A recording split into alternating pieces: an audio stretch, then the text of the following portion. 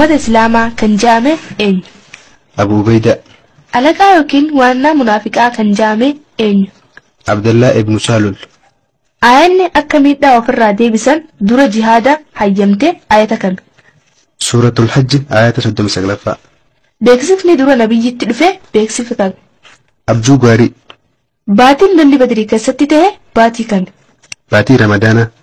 Dura kan Madiinatti rasuula rakkisan eenyu faadha? Yahuudota. Dura kan nabiyyii harma hoosifte eenyu? Suwayba. Dhalaan dura amantee kami? Khadija. Dhibeen dura Madiinatti ashaabota miidhe dhibee kami? Busa. Gaarri gaafa hijiraa rasuulitti dhokate gaara kami? Gaara Sawri. Gojoon gaafa hijiraa re'ee aannan hin qabne irraa ilmatan gojoo kami? Gojoo Ummi Maabat. Haafizi duraa kan magaalaa Ciroo